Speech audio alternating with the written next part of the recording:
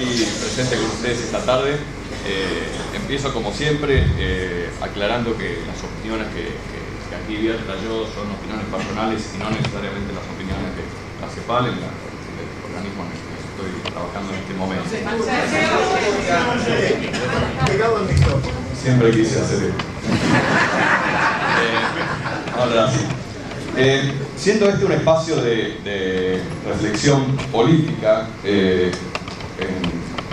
al convocarme Guillermo, pensé que podría ser interesante hacer una caracterización económica de la situación global, un poco y sobre todo regional, con vistas a una reflexión política, estratégica acerca de la crisis y de cómo enfrentarla.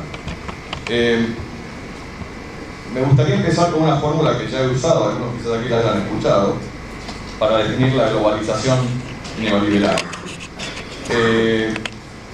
Como un proceso en el que convergen la desregulación de dos mercados, el mercado de capitales y el mercado de trabajo. Es un proceso diametralmente opuesto en sus efectos, porque lo que produce la desregulación del mercado de capitales en general es el fortalecimiento del capital, y lo que produce la desregulación del mercado de trabajo es el debilitamiento del capital. De que se trata, desde el punto de vista social y político, un fenómeno explosivo pero regresivo. Fortalece a los fuertes y debilita a los débiles. Este gráfico sintetiza uno de los principales efectos de este proceso, y allí, bueno, no se ve bien el eje horizontal, pero va de los 70 hasta la actualidad. La línea roja muestra un índice de apertura financiera y muestra cómo de los 70 a la fecha va siendo cada vez más abierto, cada vez más desregulado nacional e internacionalmente el mercado de capitales, por un lado, y concomitantemente va perdiendo peso la participación asalariada en el ingreso. Esto está construido para los 10 países, o 10 de los principales países industrializados, sí, celeste, atraviesa el mismo fenómeno. Allí además marcamos algunos casos particulares. Vean en rojo la Argentina como lo hace más rápido que en promedio en los 90 y se retrotrae en la década actual. Chile lo hace muy lentamente en los 90 y se integra aceleradamente más ahora. Y Brasil lo hace más sin prisa pero sin pausa a lo largo de todo este periodo, que en este caso ocurre de los 90 para acá, no tan atrás. Este índice de apertura financiera, si alguien está interesado, luego podemos pasarle material para ver cómo se construye. Cuando uno compara cómo está Latinoamérica con el resto del mundo del desarrollo, ve que a Latinoamérica es la región más integrada financieramente, que más se ha abierto, que más ha profesado esta religión de la desregulación de los mercados de capitales. Por supuesto, los países desarrollados muestran índices mayores, pero todas las restantes regiones en desarrollo muestran índices mucho menores que los que muestra nuestra región. Acá algo salió mal, entonces voy a borrar lo que... Bueno. Lo que está sombreado es lo que yo quería que vean, pero cuando pasamos esto acá, algo ocurrió y ni siquiera sé cómo manejar el mouse. Entonces, créanme lo que les voy a contar, que está ahí abajo. El periodo 1987-2000... da vergüenza mostrarlo viniendo del campo popular. El periodo 87-2007 entre los economistas se conoce para el mundo desarrollado, los países avanzados, como el periodo de la gran moderación, porque es un periodo donde se reduce a un mínimo la inflación, se reduce a un mínimo la volatilidad de las economías y es un periodo de crecimiento respetable, sobre todo continuo y poco volátil. Este es un periodo donde, para todos los países que ustedes ven reflejados abajo, los 4 grandes de Europa, los 6 países de Europa del Norte, históricamente concebidos como los países más progresistas de esa región, Noruega, Suecia, Dinamarca, etc., Estados Unidos, Canadá, otro país de tradición inclusiva en sus instituciones, etc., Japón, todos los países, absolutamente todos, retroceden y mucho en su participación asalariada en el ingreso.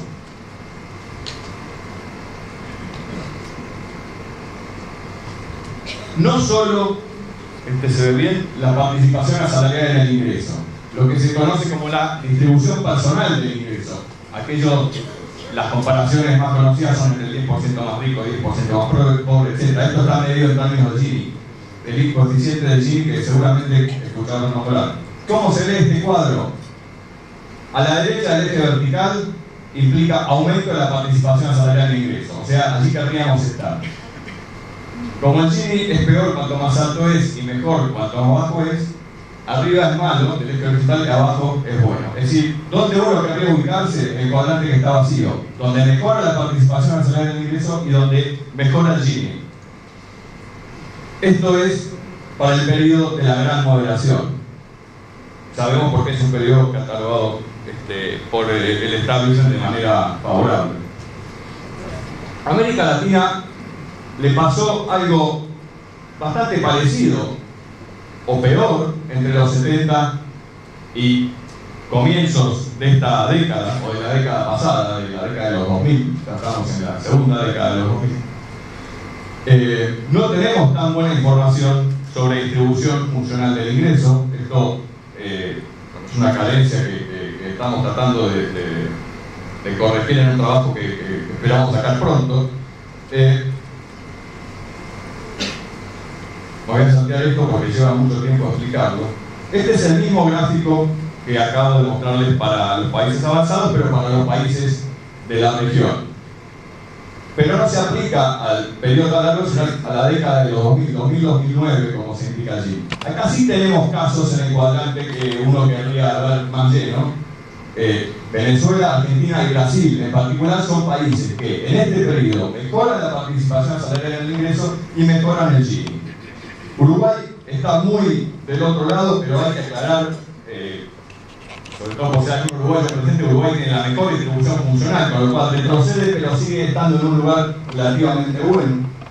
Argentina también, hay que decir, es el mejor, el que más mejora, pero en parte esto tiene que ver con que estamos comparando con un muy mal momento del proceso de implosión de toda la década de los 90.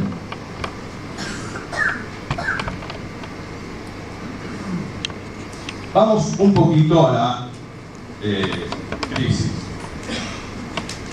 y su impacto en la región.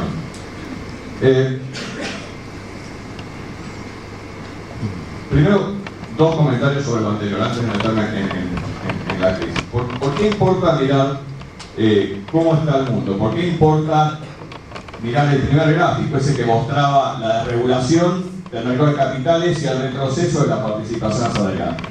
En primer lugar, aunque creo que no es lo más importante, detrás de la crisis, de la primera manifestación de la crisis a través de la subprime, hay algo de esto. Supongo que Enrique algo mencionará. Uno de los factores que explica la demanda de los créditos que luego terminaron siendo complicados, tiene que ver con el retroceso en la participación asalariada de los trabajadores, fundamentalmente de Estados Unidos. Pero segundo, y quizás a mi juicio más importante para una reflexión política, es porque condiciona hacia adelante las estrategias de los proyectos populares o emancipadores. No los determina, por acá hay seguramente un amigo que me dijo, bueno, como diría un psicoanalista, condiciona pero no determina, pero condiciona lo que se puede y no se puede hacer. En todo caso hay que incorporar esto como en el análisis político. No hay nada en la actualidad que indique que este proceso de retroceso se esté revirtiendo, ni hay nada en la actualidad, más allá de algunos testimonios en los países avanzados, que indique que el proceso de regulación de capital se está revirtiendo. Y es en este mundo, es este mundo en el que vivimos, en el que viven los proyectos progresistas de la región. América Latina, como se ve en este gráfico, el color celestito, sufrió fuertemente el impacto de la crisis, pero a su vez se recuperó bastante rápidamente.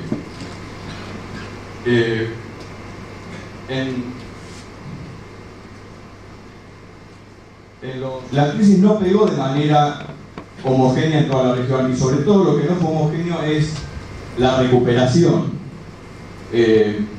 Aquí me voy a referir a un trabajo del BID, porque sirve de inspiración a un trabajo que hemos comenzado y que está en preparación y enseguida se van a dar cuenta por qué. No es lo mismo estar en América Central o el Caribe que estar en América del Sur. Durante, después y ahora de la crisis. Los países de América Central están mucho más expuestos a lo que sucede en Estados Unidos y también en Europa, y dependen en mucha mayor medida de las remesas de los trabajadores que han emigrado que lo que ocurre en los países de América del Sur. A su vez están mucho menos asociados al crecimiento de la región más dinámica en este momento, que es la región asiática, caso que es el de América del Sur. Entonces, este trabajo del BID, al que hice referencia, dice, bueno, habla de una región, dos velocidades. En la CEPAL se habla de tres velocidades porque al Caribe le va bastante peor que a los países del Istmo centroamericano, pero esto es una cuestión ya de mayor detalle. Y a raíz de ese trabajo acuñan un término que puede servir, que es, hay dos clústeres, hay dos aglomeraciones, se usa el término clúster. Está el clúster de México, o sea, de los países que en la recuperación muestran una velocidad mucho más baja, y los países de América del Sur, el clúster de Brasil, que muestran una recuperación mucho más alta y que ahí en parte está reflejado en el rebote después de la crisis. ¿Por qué la región, en particular América del Sur, se recuperó tan rápidamente de esta crisis? Hay varias explicaciones no excluyentes. Quiero hacer un raconto de titulares solo para alimentar la discusión posterior. Hay una versión convencional o ortodoxa que dice la región aprendió la tarea, se portó mejor fiscalmente, entonces tuvo margen de maniobra en la mala para hacer políticas contractivas, contracíclicas de expansión. Ergo, las recomendaciones de la ortodoxia estarían bien. Cuando uno mira los datos y las situaciones, esto no es tan así, podemos discutirlo después, o no parecería ser tan, con la excepción quizás de Chile, que tuvo realmente una política contracíclica previa a la crisis. En términos ortodoxos, la política de gasto de los países de la región no fue tan ortodoxa, aún así el éxito de la recuperación. Y cuando uno ve distintas maneras en que se financiaron los paquetes de expansión en el medio de la crisis, la forma de financiamiento no es precisamente en todos los casos, en una gran cantidad de casos, la que hubiera previsto la ortodoxia. Si yo me porto bien en los momentos buenos, soy sujeto de crédito, y en los momentos malos recibo crédito. Bueno, cuando uno ve las situaciones particulares, el tipo de financiamiento de los paquetes de expansión contracíclicos no son tan ortodoxos. Doy un ejemplo de haber hablado con algunos funcionarios brasileños. Brasil emite deuda para financiar la política fiscal contracíclica, pero en buena medida el BNDES, como tomador primario de esa deuda, presta un buen servicio y luego, en cómodas cuotas y en la medida que el mercado lo va permitiendo, descarga ese préstamo en el mercado. Pero el emisor primario, el tomador primario de la deuda era otro banco público. Todos los países de la región, lo que permitió que no hubiera, todo muy rápido y sin matices, ninguna crisis cambiaria ni financiera de peso. Sí hubo estrés financiero en varios países, pero no hubo ninguna crisis cambiaria ni financiera las que conocemos tan de cerca, lamentablemente, en la región. Y hay otro elemento que a mí me parece muy importante a considerar, que en general no consideran ni en uno ni en otro extremo del espectro, es que hubo una reacción muy potente de parte de, en aquel entonces, no es lo que vivimos hoy, Estados Unidos, Europa, China sobre todo, una reacción contracíclica muy potente, porque era allí donde se originaba la crisis. Y eso fue de una magnitud y el nivel de coordinación. Se emitieron derechos especiales de giro, una suerte de política expansiva monetaria internacional.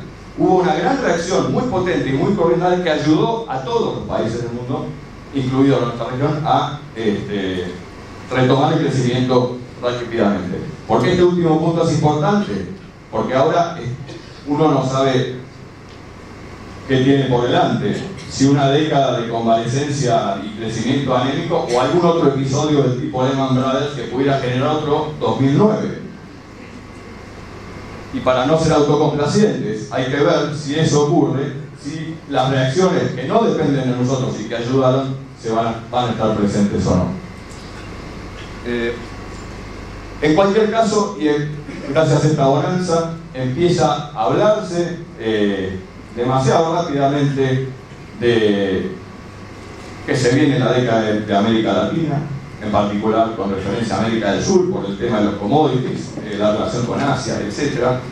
De manera autocomplaciente, uno vería, porque sigue sin prestarse atención, y esto hablo del análisis convencional y típicamente emanado del establishment, no se presta atención a la clásica preocupación por la especialización productiva en la región, fuertemente volcada a recursos naturales, ni a la relación de esto con la desigualdad, una región que si bien mejora, como vimos en algunos países, sobre todo en los últimos años, sigue siendo la región más desigual del mundo, una región que sigue teniendo latentemente problemas de balance de pagos, en América del Sur en este momento atenuados por los buenos precios, pero que sigue siendo una cuestión latente. Entonces, en esa línea, con algunos colegas digo, bueno, pero hay tal cosa como un modelo, el clúster de Brasil, esto que pasa en América del Sur, podemos hablar tan indistintamente de esta región como un todo, y digo, no nos parecía, y esto tiene,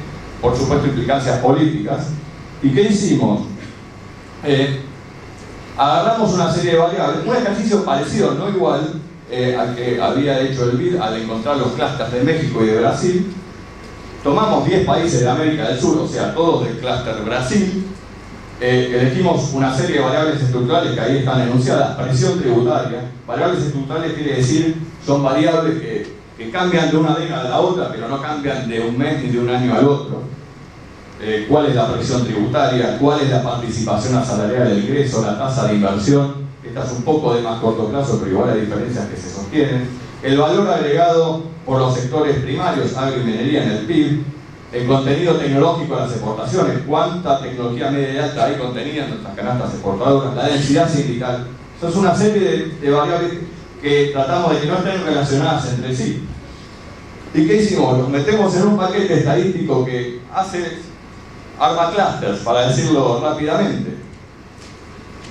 Aquí están la descripción de esas variables una por una, no tenemos tiempo. Pero ¿qué arroja este paquete estadístico? Bueno, agrupa aquellas cosas que se parecen tanto en su estado como en su evolución. O sea, hemos metido algunos centenares de datos, porque no es solo cuál es la presión tributaria, sino para toda la década de 2000 cómo ha evolucionado. Entonces, y ahí uno ve, y nosotros acuñamos ahora el clúster del Atlántico y del Pacífico. Esto está en preparación y es un poco apreciativo, pero sirve para la reflexión política. El clúster del Atlántico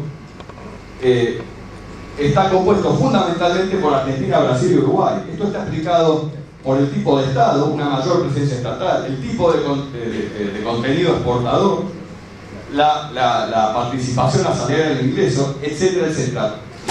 Y del otro lado está el clúster del Pacífico, fundamentalmente compuesto por Ecuador, Perú y Colombia, y Chile bastante parecido. No tenemos tiempo de explicar. Allí las gradaciones tienen un significado, lo que es más chiquito y está más lejos se parece más entre sí. En la medida que uno agranda la lente, las cosas se parecen, pero no tanto. Entonces es un poco arbitrario donde uno traza el círculo. Bolivia, por ejemplo, interesante, se parece más al Atlántico, aquí más allá de su no salida al mar, que lo que uno hubiera imaginado en buena medida, y estamos hablando de esta década, de la década pasada, por su ha captado una renta minera mayor, tiene una densidad sindical importante, etcétera, etcétera, pero no tiene el contenido tecnológico de la producción que tienen Argentina, Brasil y Uruguay, y por eso queda más lejos. Paraguay, a su vez, queda más cerca del clúster del Pacífico, una muy baja presión tributaria y una muy baja densidad sindical. O sea, las instituciones están en otro estadio de desarrollo desde el punto de vista de lo que uno querría observar. Esta clasificación, que por ahora es casera, el clúster del Atlántico y el del Pacífico, es muy diferente a la que hacen organismos como, por ejemplo, el Fondo Monetario Internacional, que clasifica a los países de la región según si están o no integrados financieramente al mundo. Entonces, para cruzar estas dos clasificaciones, lo que se nos ocurrió, a ver si está en la que sigue, aquí, perdón, yo solo quiero marcar una de las. Aquí ponemos, como son muchas las variables, ponemos la pares de variables para los países. Y una cosa que es interesante es, bueno, la relación positiva que existe tanto en niveles como en evolución entre la presión tributaria y la participación asalariada en el ingreso. Esto tiene una explicación analítica. Pero también, abajo y a la izquierda, la relación positiva que hay entre presión tributaria y contenido tecnológico de las exportaciones. Porque intuitivamente la derecha asocia mayor tributación a ataques a la producción y a la complejidad y a la inversión. Y acá lo que uno ve es que cuanto más presión tributaria hay, mejor o más sofisticado es la estructura productiva. Esto es un dato muy interesante, pero no tenemos tiempo para verlos todos. Quiero explicarles el último gráfico y una reflexión final. ¿Qué hicimos? Bueno, tratamos de operacionalizar esto de lo Atlántico versus Pacífico y de tratar de operacionalizar también la idea de integración o no financiera del Fondo Monetario. En el caso de Atlántico-Pacífico armamos un índice que llamamos TWE, que combina presión tributaria, participación asalariada en el ingreso y contenido tecnológico de las exportaciones. En las tres variables, cuanto mayor mejor. Y aquí lo armamos y lo normalizamos de manera tal que el promedio de cero, con lo cual a la derecha de cero, esto se parece al clúster atlántico y a la izquierda de cero al clúster pacífico. Y luego armamos un indicador de financiarización con dos variables, uno de inversión de portafolio en los países recipientes, inversiones de corto plazo, y la otra variable, el peso de la intermediación financiera en el valor agregado bruto global, en el PIB. Allí, cuanto mayor es el índice, mayor es la financiarización, cuanto menor es el índice, menor es la financiarización. Y aquí están los países de la región. Aquí no se tachó todo, por suerte, porque hay una parte sombreada. Entonces, ¿dónde querría estar uno? Esto es más opinable, pero ciertamente uno querría estar, creo yo, del lado atlántico y no del Pacífico. Esto en un sentido analítico, lo digo, después uno se mete en problemas con todo esto. Es una cuestión analítica. Uno querría más Estado, más presión tributaria, mayor sofisticación del aparato productivo de exportaciones y mayor participación asalariada en el ingreso.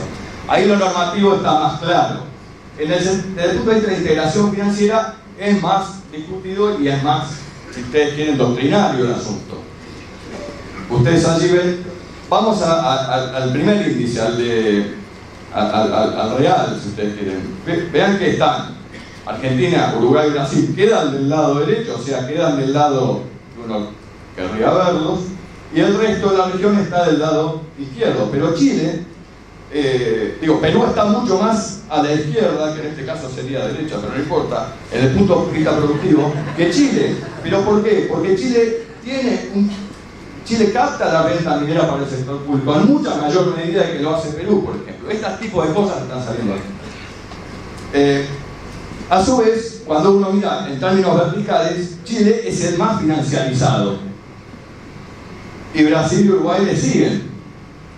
Argentina está como en la frontera, está en el promedio, relativamente mucho más abajo que Brasil, Uruguay y Chile, y el resto está más abajo. Son países mucho menos, donde los financieros pesan mucho menos. Entonces, y para terminar, porque esto, hay cuestiones que son opinables, son de doctrina, pero hay otras cuestiones que más allá de la doctrina uno puede abordar analíticamente.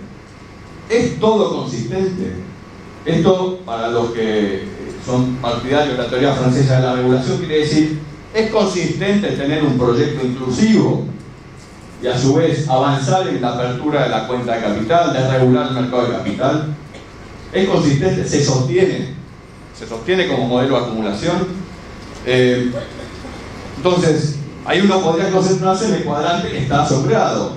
Y la pregunta es, Brasil y Uruguay, que tienen fuerzas políticas progresistas hace tiempo en el poder y que son atlánticos en el sentido que acá estamos planteando, analíticos, tienen una fuerte exposición a todas las presiones originadas en los mercados financieros, tienen una mucha mayor financiarización que el resto de la región, incluido nuestro país. Creo que Brasil, Uruguay es, por su tema de escala, es una economía que estructuralmente está más abierta, eso es típico de las economías pequeñas y tiene menos grado de libertad, pero creo que el caso de Brasil y cómo ha venido viviendo esta tensión, lo político y lo económico en Brasil, desde que el Partido de los Trabajadores está en el poder, es interesante. Ahí hay una tensión a resolver que va a definir en buena medida. Ahora, ustedes ya imaginan cuál es la intuición. Hay algo acá que es inconsistente. No parece inconsistente dedicarse a los recursos naturales y de regular los mercados financieros. Tampoco parece demasiado inclusivo y seguramente nada parecido al desarrollo pueda salir de una profundización de eso. Y esta es una preocupación que está en todos los sectores progresistas de la región. Ahora, el tema es ¿qué hacer con el sector financiero? ¿Qué hacer con el sistema financiero internacional? ¿Cómo moverse allí cuando uno tiene un proyecto emancipador? Creo que parte de la discusión en la región, en el G20, etcétera, es ese. ¿Cómo? Y quizás desde los sectores populares hay, no es que no haya reflexión, pero hay que reflexionar más. ¿Cómo se relaciona la regulación de los mercados de capitales con la exclusión social? No son foros separados, no son cosas que van por cuerdas separadas. Yo quiero... Entonces, la pregunta estratégico-política es, en este mundo, donde, como yo decía antes, es una expresión personal, pero probablemente compartida, no hay señales de que, uno, el proceso de retroceso de los trabajadores en el piso mundial se revierta en lo inmediato, ni que el proceso de regulación de los mercados de capitales se revierta tampoco en lo inmediato. Hay muchas declaraciones, pero uno, y hace ya varios años, pero la cosa no sucede. ¿Cómo en ese mundo, cómo tomar los recaudos para un proyecto emancipador? ¿Qué cosas tenemos que hacer para sostener nuestros proyectos, pero contemplar esta presión que viene de afuera? Para concluir con una nota optimista, simplemente, porque si no parece uno va sucumbiendo.